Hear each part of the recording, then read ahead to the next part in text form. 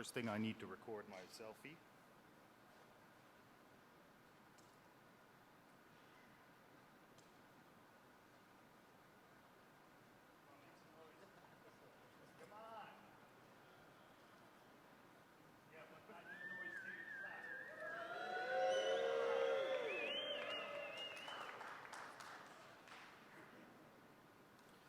Thank you, guys. Whatever the outcome is, I have evidence it was a success.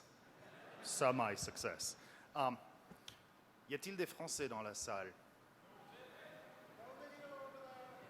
Excellent.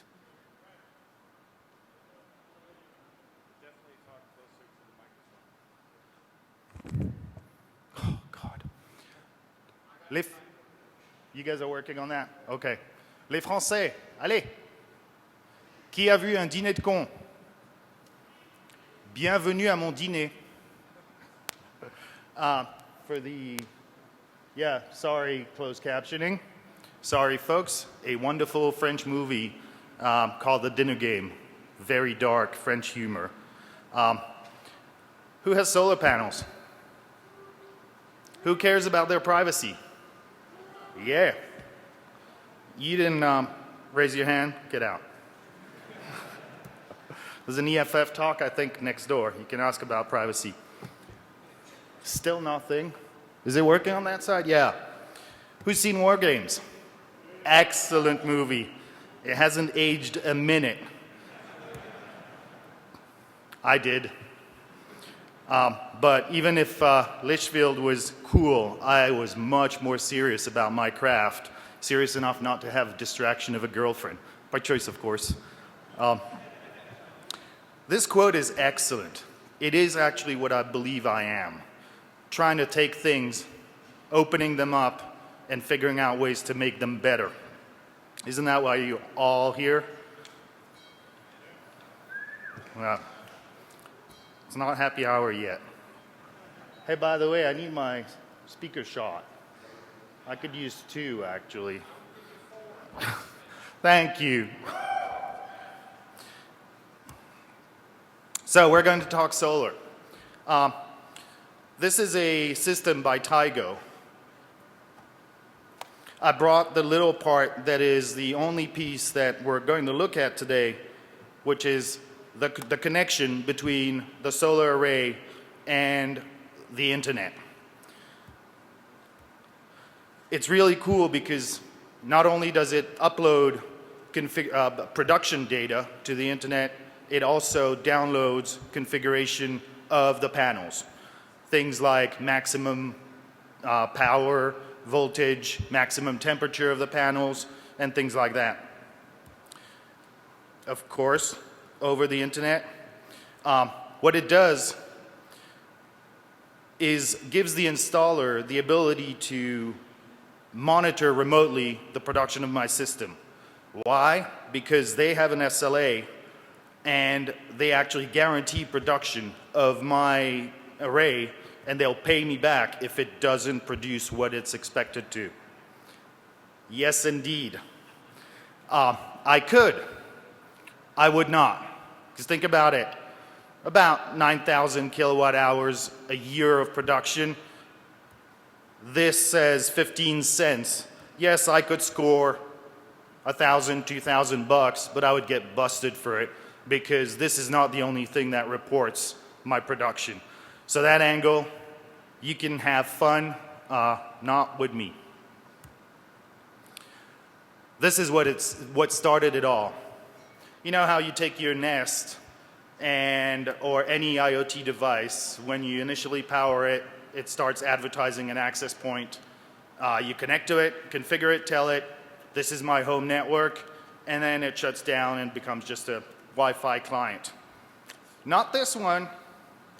It connects both to my network as well as the open access point. That really, really bugged me.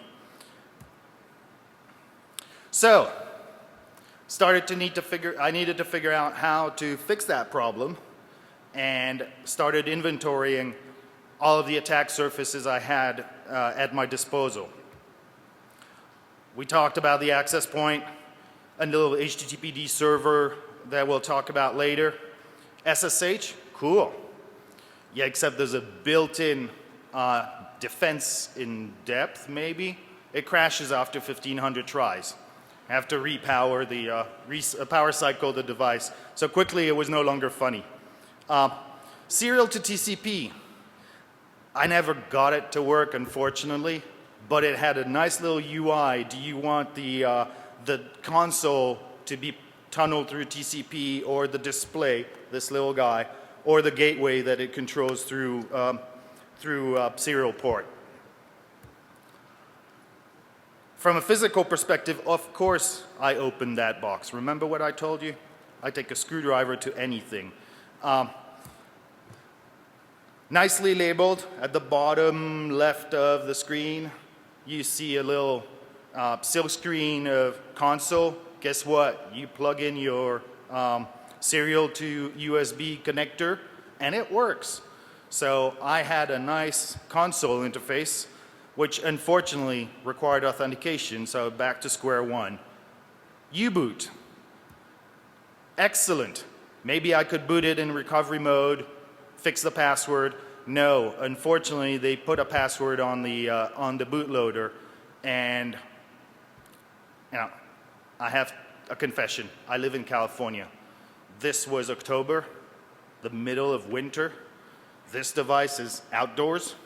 It was too hard for me to take, so I had to look at an easier path and more comfortable. So, behind this access point, there is a website, as I mentioned. That website has properties. If you use Shodan, you'll find out that actually 12 or so very courageous people, maybe ignorant, decided to have that device also internet accessible.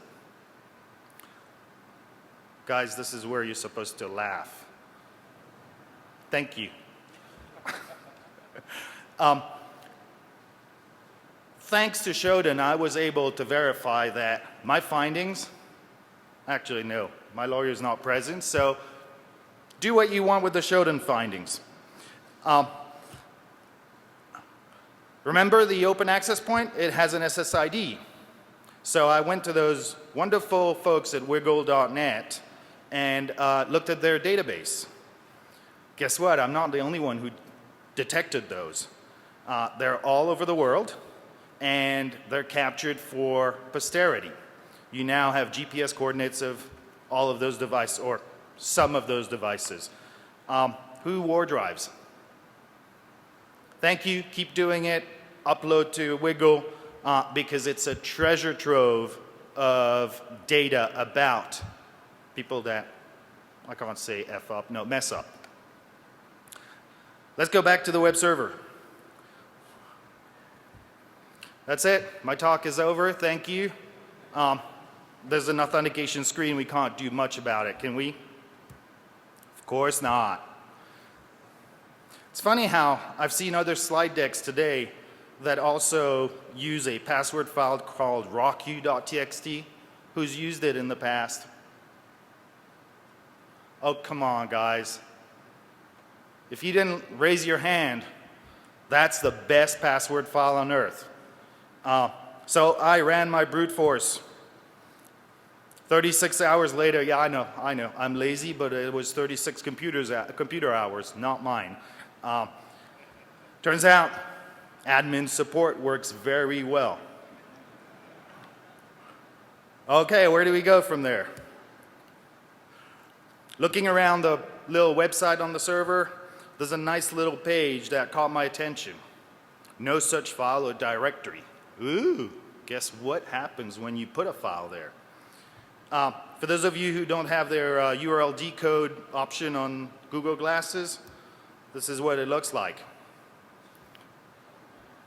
Copy shadow file into that location. What would happen? Yeah, I might brick my $20,000 solar array by putting something there, but I didn't. By the way, this MD5, I tried to brute force it. I failed. If you ever get to it, I believe it is still on those devices. please send me an email. I would appreciate it. So that route didn't work out. I needed something easier. Remember, I can essentially run a script through that injection. So PS all. Oh, guess what? The HTTP server is running under root. Bingo. Also, the manufacturer, nice enough, has Netcat already on the device. Ooh. By the way, I won't admit that in public, but it still took me 4 to 6 hours to get my reverse shell working. But I didn't say that. I did eventually get it working. I had root on that device. What do you do with root? I know what I didn't do. I didn't get a copy of the file system. So once I was locked out, I no longer had anything to work on. But after a little bit of kung fu with the drive mount,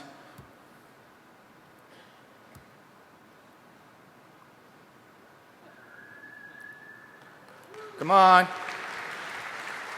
I know. It feels good to pretend I'm that good. What I did was not rocket science. I just had the time to do it.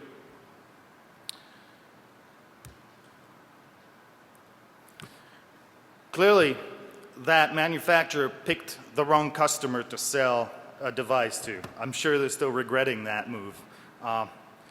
It probably cost them a lot more in cleanup than it did in profits. So anyhow, looking around the file system, something caught my attention. Actually, not the file system, the running processes. OpenVPN. You guys know what OpenVPN is for? A VPN tunnel. Guess what? That VPN tunnel was on at all times on the device. I didn't do it, and I swear this is not a joke. I did not scan that VPN subnet. The manufacturer confirmed that all of its little siblings are on that subnet. Of course, nowhere was it mentioned in any of the documentation that nobody ever reads that there was a VPN. Remember, that device is still on my home network. I was trusting it, even though it didn't appear trustable. I was still doing that. So let's move on to me trying to get something done about the device. So I tried politely in October to get their attention. Hey guys, there might be a problem. You know, I'd like to talk to someone who actually understands security. Yeah, by the way, in the back, if the font size is too small, next time remember, DEF CON is all about line con. Get early to the talk. So, a few emails later, while still trying to reach to people might understand me through LinkedIn, my clueless installer, and his contacts, I got nowhere. Actually, it got even worse. We're now in mid-December. Are you the owner of this device? Do you have the right to do what you're doing?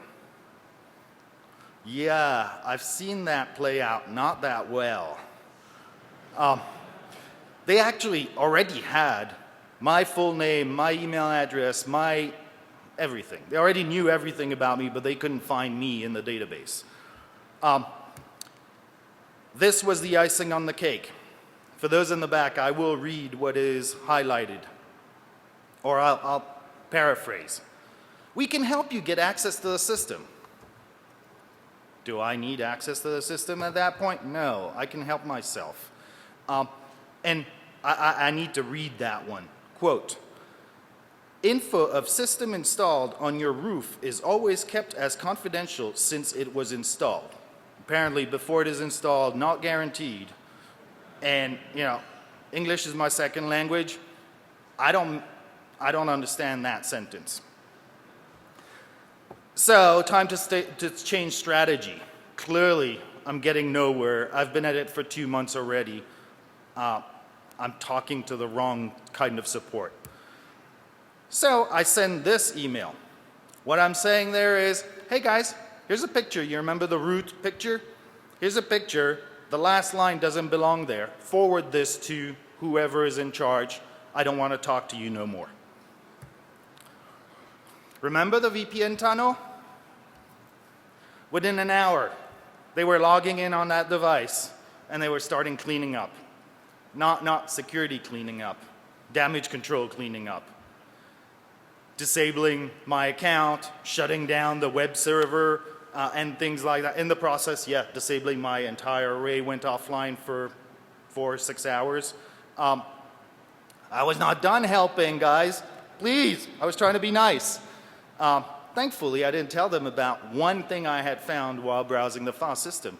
In that CGI bin folder, there's also a file called shell. So I got back in and told them the next day about it and repeat. So that's the best part. Once I got to talk to someone in charge of their product development, great guy, his first response was, there's a problem. This is not a production device. What? I bought a Tesla at the Tesla price and the autopilot crashes on me because it's a debug version I have. No, sorry Tesla guys, I'm just jealous. Everybody in my neighborhood has one except for me. So if you guys are thankful for the talk, don't hesitate. Thank you.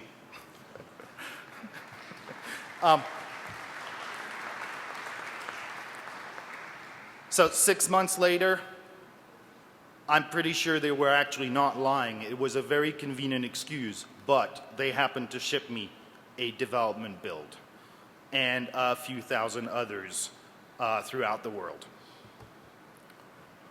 God.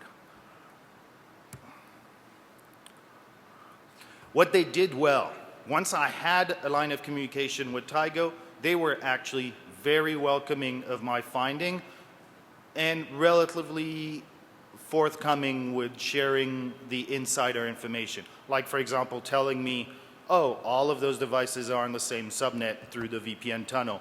That would have been preferable for them not to tell me that. One thing I discovered, log shipping. Especially for the one, this is a very important question, guys. Who in the audience is a black hat versus a white hat? Come on, raise your hands. Oh my God, there's not a single hand up. Yeah, okay. So next time you go on a system you're not authorized to, think about disconnecting it from the network before. Because this guy ships its logs every half an hour. And boy, was I noisy. Of course, there was nobody looking, thank God. But it's important to realize that even small IoT devices have that capability, and you might trigger a few alerts if you're not too careful. So, we got root, I made fun of the vendor. Why am I talking about this? And this is actually the most important slide of the entire presentation. Yeah, I could remotely, see this little red button? The software behind it. I could remotely shut down any of those thousands of solar arrays. I could be a pain to people off the grid, maybe. There's not enough electricity production for it to be meaningful yet. It will be in a few years, but not today. What's more important is this is a bot. I could have 1,000 of those remotely controlled on your home network, spying on your home activity. You know, oh shoot, my kid is here, so I can't say prawn, but things like that. The biggest part, the part that bugs me the most is, even though I've been a security practitioner for a long time, only after this device being on my network did I realize I really needed 2 networks. My home personal network and a completely independent IoT network on which I have, of course, this guy now. He was the first candidate. But the Nest, a few development boards. Who's played with the particle photons? Yay! Those are excellent devices. But just like this guy, don't trust them. My security cameras, you know those cameras that I bought on Alibaba with that Chinese firmware that is apparently very chatty? I won't go further. So, yeah. Is your mom or your brother or your family expected to have 2 networks at home and to be able to manage those? No. There is no way that even us handle it. There is no way that customers of IoTs can be expected to actually protect themselves from those devices. That is a very sad state, and I hope that message comes out of DEF CON as much as possible, because it is time that we have a UL rating of devices that also takes into account your privacy. Because we all have that expectation. You don't buy a car without seat belts. Yes.